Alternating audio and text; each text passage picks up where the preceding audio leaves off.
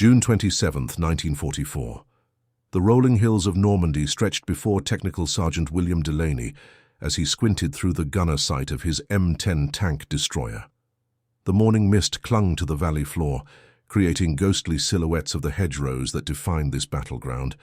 His palms were slick with sweat despite the early hour chill, not from the summer heat, but from what intelligence had reported. A detachment of Tiger tanks moving toward their position.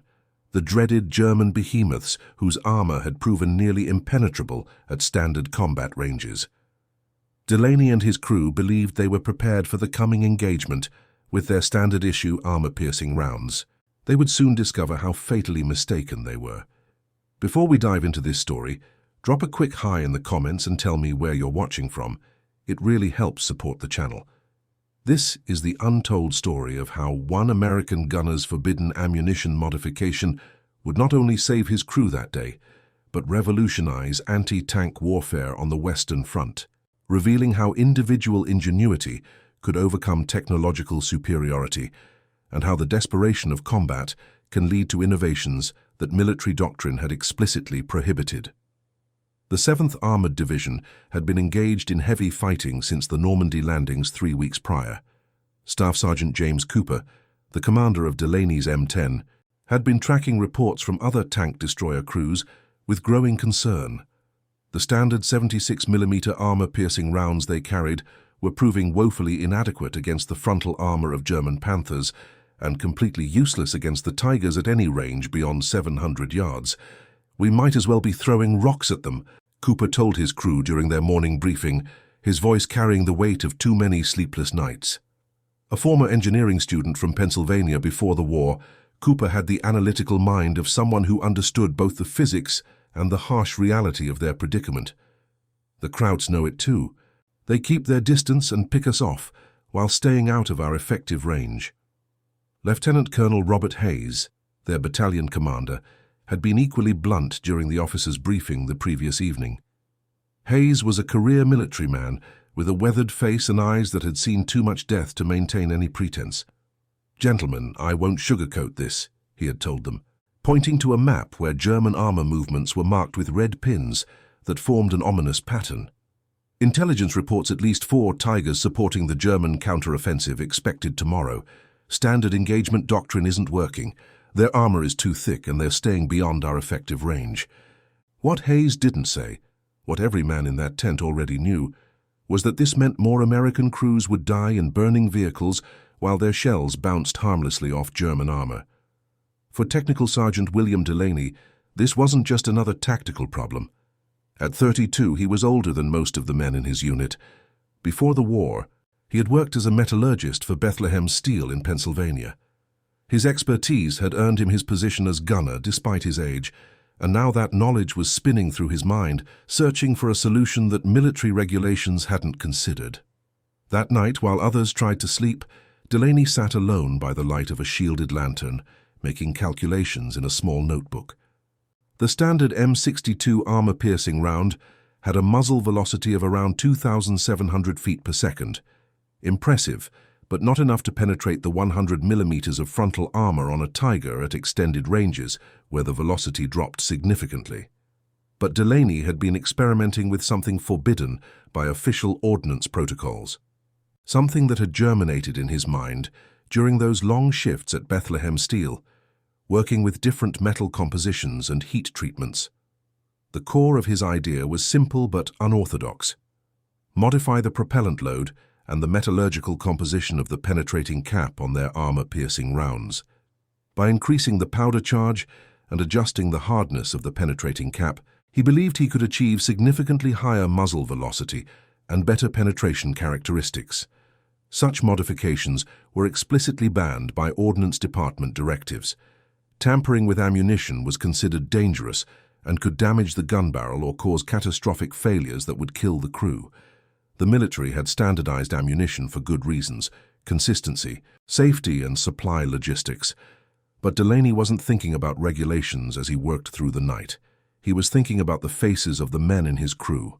Cooper, with his constant worry for his men; Corporal Michael Townsend, their loader, barely 19 with a fiancée waiting back home; Private First Class Anthony Romano, their driver who kept a picture of his infant daughter he'd never met tucked in his helmet, and Private Henry Wilson, the assistant driver who had lied about his age to enlist at 17. By dawn, Delaney had made his decision. He approached Cooper as the crew prepared their vehicle for the day's operations. "I have an idea, but you're not going to like it," he said quietly, showing Cooper his calculations. Cooper studied the notebook, his brow furrowed. "This is ammunition tampering, Bill. They court-martial people for less." "I know," Delaney acknowledged, "but tell me I'm wrong about those Tigers." Cooper handed back the notebook without a word. They both knew the truth. Standard doctrine was a death sentence against Tigers at range. "What do you need?" Cooper finally asked. "Access to the ammunition stores and about 30 minutes without questions," Delaney replied. Cooper nodded slowly. "I'll make it happen," but this conversation never took place. An hour later, Delaney had modified 20 rounds of their armor-piercing ammunition. The changes were subtle. Careful adjustments to the propellant load and a special heat-treating process for the penetrating caps that he had performed using the field maintenance kit's portable heating elements.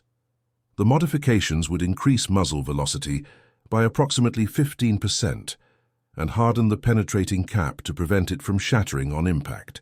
These were the rounds now loaded into their M10 as they took up position on that misty Norman morning of June 27th. Their orders were to hold a crucial crossroads against the expected German counterattack. Their position offered excellent fields of fire across a valley that stretched nearly 2,500 yards to the opposing ridgeline. Corporal Townsend checked their ammunition load one final time, unaware of the modifications Delaney had made. "Standard AP rounds loaded and ready," he reported, following protocol. Delaney exchanged a glance with Cooper, but said nothing. The modified rounds were visually indistinguishable from standard ammunition. At 0700 hours, the radio crackled with the first reports of enemy contact. German infantry, supported by armor, had engaged American positions 2 miles to their north. The battle was underway. Oberleutnant Karl Müller commanded the lead Tiger in the German formation, advancing toward the American positions. A veteran of the Eastern Front, Müller had survived 3 years of brutal combat against Soviet armor. His Tiger, designated 201, was part of the 2nd Company, 1st Battalion of the Heavy Panzer Regiment, attached to support the infantry divisions attempting to blunt the American advance. "Driver, maintain current speed," Müller ordered calmly. "We will use the ridge ahead for cover and engage from maximum distance." His gunner, Feldwebel Heinrich Wagner, was already scanning the opposing hillside through his sight. "Standard American doctrine is to open fire at 1,000 meters, Müller continued, addressing his crew. "Their 76mm guns cannot penetrate our frontal armor beyond 800 meters. We will engage from 1,800 meters, where we can penetrate their armor, but remain immune to their return fire." This was the tactical advantage that had made the Tiger the most feared tank on the battlefield. The ability to destroy enemy armor from ranges where they could not effectively return fire.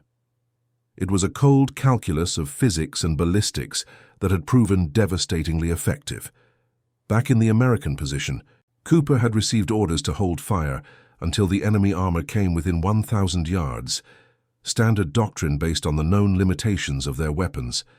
But Delaney had made different calculations. "I can hit them at 2,000 yards with these rounds," he told Cooper quietly. "If we wait until they're within 1,000 yards, we're dead." Cooper hesitated, torn between following orders and trusting his gunner. Before he could decide, the radio crackled with desperate transmissions. Another tank destroyer from their company had engaged a Tiger at 900 yards and scored a direct hit, only to watch its shell bounce harmlessly off the frontal armor. Seconds later, the Tiger's 88mm gun had returned fire, destroying the American vehicle with a single shot through its relatively thin armor. The grim news made Cooper's decision for him. "Prepare to engage at maximum effective range," he ordered, intentionally leaving the definition of effective ambiguous. Through his gunner sight, Delaney caught the first glimpse of enemy armor cresting the distant ridge. The distinctive boxy silhouette of a Tiger was unmistakable even at that range. He made rapid adjustments to his sight, accounting for distance, wind, and the increased velocity of his modified rounds. Target identified. Tiger tank at bearing 045, range approximately 2,000 yards, he reported. Cooper hesitated only momentarily. Fire when ready. Delaney drew a deep breath, made a final adjustment, and squeezed the trigger. The M10 rocked backward as the modified round exploded from the barrel with significantly higher velocity than standard ammunition. Through his sight, Delaney watched the round's trajectory, expecting to see the telltale spark of a ricochet. Instead, there was a flash of impact, followed by a secondary explosion as the round penetrated the Tiger's frontal armor and detonated inside. In his Tiger, Oberleutnant Müller had been tracking American vehicle movements when the impossible happened. Something struck his tank's frontal armor with enough force to punch through. The penetrating round detonated inside the fighting compartment, igniting ammunition and hydraulic fluid in a catastrophic chain reaction. "Bail out!" he screamed, but it was already too late for most of his crew. Only Muller and his driver managed to escape the burning wreckage. As he rolled in the grass to extinguish the flames on his uniform, Muller stared in disbelief at his destroyed tank. It should have been impossible. No American 76mm gun could penetrate a Tiger's frontal armor at that range. Something had changed in the equation of tank warfare, and the Germans didn't yet know what. Back in the M10, Delaney's crew sat in stunned silence for several seconds. "Did we just," Townsend began, "penetrate a Tiger at 2,000 yards? "Yes, we did," Delaney confirmed, already adjusting his sights to acquire the second Tiger that had appeared on the ridge. "How?" Romano asked from the driver's seat. "No time to explain," Cooper interjected. "Target the next one before they figure out what's happening." Delaney fired again, scoring another direct hit. This time, the Tiger's turret was blown completely off the hull by the ammunition cook-off that followed penetration. The remaining German tanks, suddenly vulnerable at a range where they had expected complete immunity, began a hasty withdrawal. The impossible had happened. American tank destroyers were now lethal at ranges previously considered safe. By mid-afternoon, word of the engagement had spread through American units. 3 Tigers destroyed at ranges exceeding 1,800 yards by a single M10 crew seemed impossible. Lieutenant Colonel Hayes personally came to their position to understand what had happened. "I need an explanation, Sergeant Cooper," he demanded, his expression a mixture of amazement and suspicion. Cooper looked to Delaney, who stepped forward and handed Hayes his notebook with the calculations and modifications. "I adjusted the propellant load and heat-treated the penetrating caps, sir," Delaney explained. "It increases muzzle velocity by approximately 15% and prevents the penetrator from shattering on impact." Hayes studied the notebook, his expression darkening. "You modified ordnance against direct orders from the Ordnance Department." "Yes, sir," Delaney admitted. "I accept full responsibility." Hayes closed the notebook and fixed Delaney with a hard stare. "Do you understand that tampering with ammunition could have caused a catastrophic failure, killing your entire crew?" "I do, sir, but I calculated the risks based on my pre-war experience in metallurgy. The modifications stay within the safety margins of the gun barrel." Hayes was silent for a long moment, weighing the violation of protocol against the tactical advantage it had provided. Finally, he handed the notebook back to Delaney. "Officially, this conversation never happened," he said. "Unofficially, I need you to brief our other tank destroyer commanders on these modifications immediately. We have another German armored push expected tomorrow morning." That evening, in an abandoned farmhouse, serving as a temporary headquarters, Delaney found himself explaining his modifications to a group of skeptical tank destroyer commanders and gunners. The standard propellant charge is designed with safety margins to account for varying temperatures and storage conditions, he explained, sketching diagrams on a salvaged blackboard. "By carefully increasing the charge and modifying the heat treatment of the penetrator cap, we can achieve significantly higher muzzle velocities and better penetration characteristics while remaining within the safety limits of our guns." Captain James Mitchell, commanding officer of B Company, raised a hand. "Ordnance regulations explicitly prohibit field modifications to ammunition. There's good reason for that: consistency and safety." "With respect, Captain," Delaney responded, "those regulations were written before we faced Tigers at combat ranges. The equations changed, but our tactics didn't." 3 Tigers destroyed at nearly 2,000 yards speaks for itself, Hayes interjected. I've communicated with Division Headquarters, and they've granted temporary authorization for these modifications under battlefield necessity provisions. They're sending ordnance officers to evaluate and potentially standardize the procedure. Not everyone was convinced. Major William Harrison from Battalion Staff expressed serious reservations. This sets a dangerous precedent, he argued. Today it's propellant adjustments. Tomorrow some other gunner might try something far less scientific and blow himself and his crew to kingdom come. That's why we're documenting the exact procedure, Hayes countered. This will be done under supervision with specific guidelines. It's a temporary field modification until ordnance can provide official solutions. The debate continued well into the night, but the tactical reality could not be ignored. American tank destroyers had been outclassed by German heavy armor, and Delaney's modifications offered an immediate solution to a critical battlefield problem. By morning, under Delaney's supervision, gunners from the entire battalion had modified their ammunition following his exact specifications. The timing proved fortunate, as German armor launched a major counterattack at dawn. Oberstleutnant Hans Gruber, commanding the German Panzer Battalion, had received Muller's disturbing report about Tigers being penetrated at unprecedented ranges. Initially skeptical, he had dismissed it as combat confusion or a lucky hit. Now, as reports flooded in of multiple Tigers being destroyed at ranges exceeding 1,500 meters, he realized something fundamental had changed. It's impossible, his operations officer insisted during their hasty conference. American 76mm guns cannot penetrate Tiger frontal armor beyond 800 meters. This defies the laws of physics. Physics doesn't lie, but our intelligence might be incomplete, Gruber responded grimly. Order all tanks to engage from covered positions only. No more ridgeline exposures. But the tactical advantage had already shifted. American tank destroyers, now firing modified ammunition, were scoring penetrations at ranges previously considered safe for German heavy armor. The psychological impact was as significant as the physical one. Tiger crews, accustomed to near invulnerability, were suddenly hesitant and defensive. By midday, the German counterattack had stalled. 7 Tigers and 11 Panthers had been destroyed, many at ranges that should have been impossible for American guns. German infantry, deprived of their expected armor support, found themselves exposed to devastating artillery fire. Back at division headquarters, the reports of the engagement were causing both excitement and concern. Colonel Robert Thompson, the division's ordnance officer, arrived at the Tank Destroyer Battalion headquarters by jeep late that afternoon. I need to speak with this miracle worker who's modifying ammunition, he announced to Hayes. When Delaney was brought in, Thompson wasted no time. Do you understand what you've done, Sergeant? You've violated half a dozen ordnance regulations. Yes, sir, Delaney replied steadily. I also helped destroy 10 enemy tanks that would have killed American crews. Thompson nodded slowly. That's the only reason you're explaining this to me instead of facing a court-martial. Now, walk me through exactly what you did.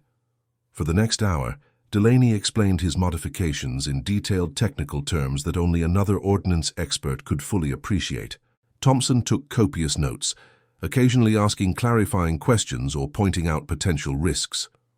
Your metallurgical background saved you, Thompson finally concluded.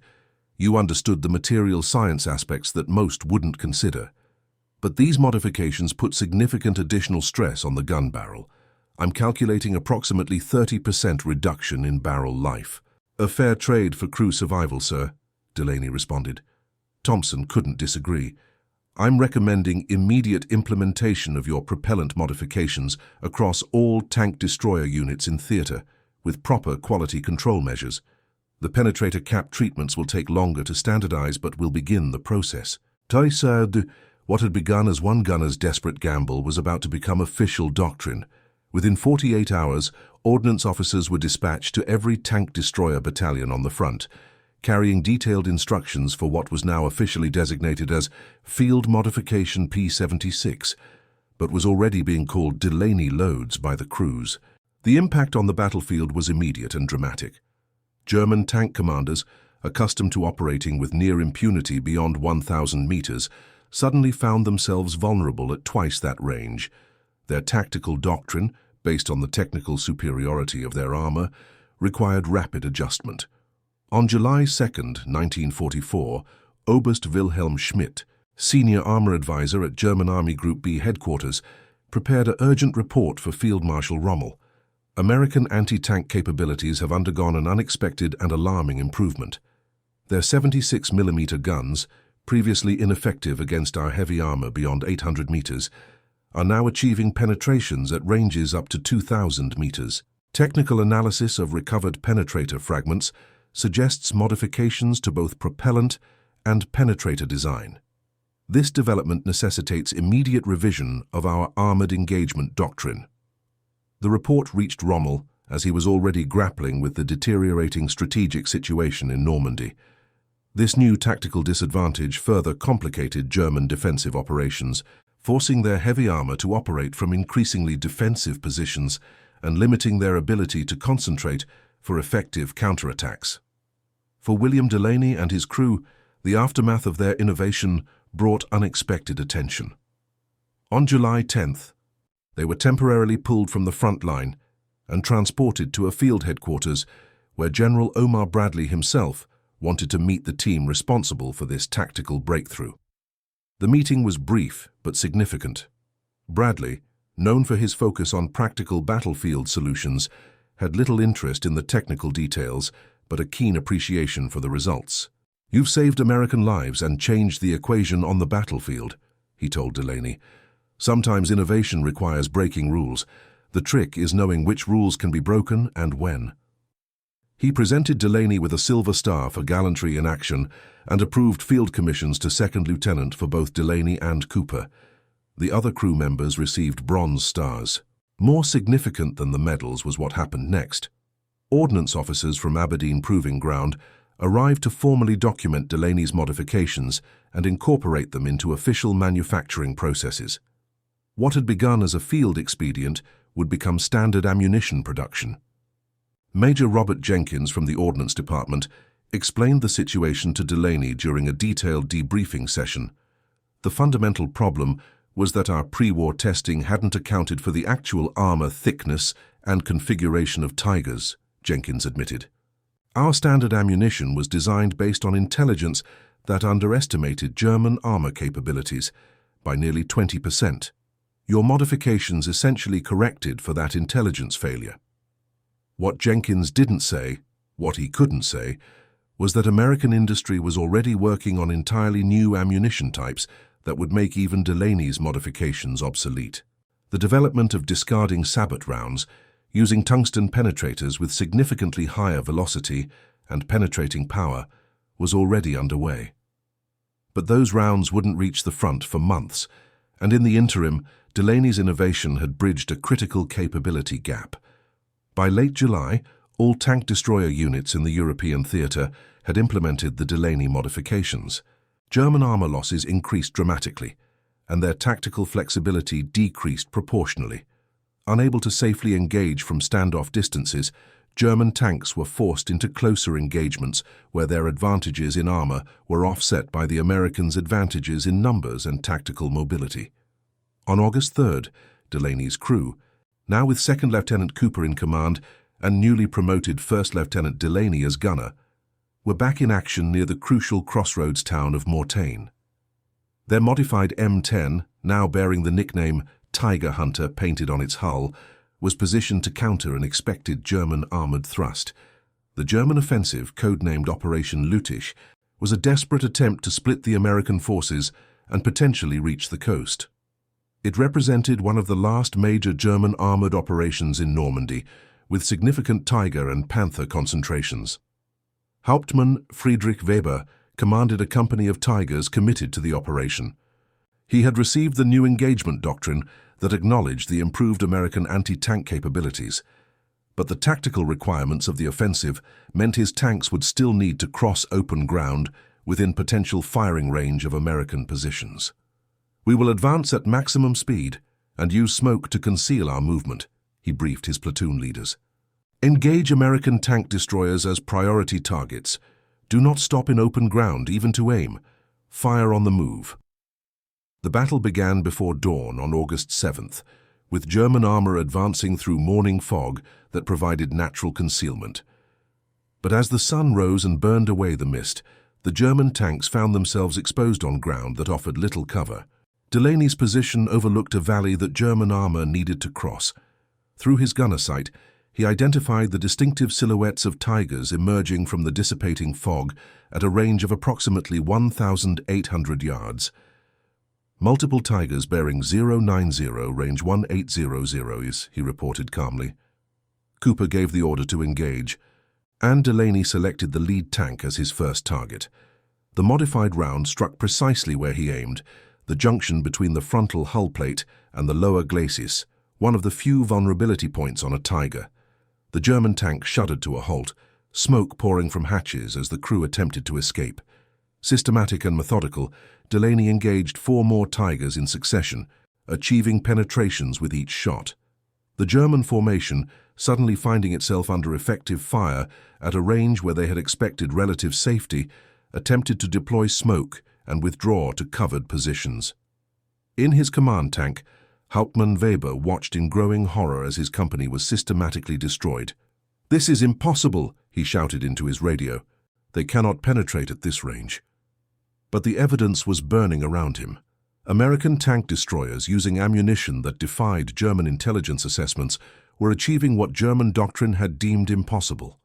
The Battle of Mortain marked the effective end of German offensive capabilities in Normandy.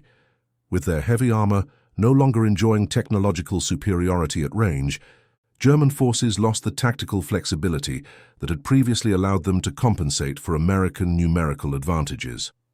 By mid-August, as Allied forces closed the Falaise pocket, trapping and destroying large portions of German Army Group B, the impact of the Delaney modification had become part of the larger strategic success. What had begun as one gunner's desperate innovation had helped reshape the battlefield dynamics of the Normandy campaign. In September 1944, William Delaney was transferred to Ordnance Development Command in England, where his practical experience and metallurgical knowledge proved valuable in developing the next generation of anti-tank ammunition. His insights contributed to the accelerated development of tungsten core discarding sabot rounds that would eventually make even his modifications obsolete. James Cooper continued commanding their M10 through the campaigns in France and Germany, eventually being awarded the Distinguished Service Cross for actions during the Battle of the Bulge, where his crew destroyed 3 Tigers and 2 Panthers during the defense of Bastogne. After the war, Delaney returned to Bethlehem Steel, where he became a senior metallurgist working on advanced armor-piercing projectiles for the Cold War era. His wartime innovation became a case study at Aberdeen Proving Ground, taught to ordnance officers as an example of how battlefield necessity can drive technical innovation. In 1954, during a reunion of their tank destroyer battalion, Delaney and Cooper met for the first time since the war. Over drinks, they reflected on how their desperate gamble had changed the course of tank warfare in Europe. "You know what still amazes me," Cooper said, "that none of our barrels exploded with those modified rounds." Delaney smiled. "I was about 95% certain they wouldn't. The other 5%? Well, we were probably dead anyway if we couldn't penetrate those Tigers." Cooper raised his glass. "To the 5% we never told the crew about."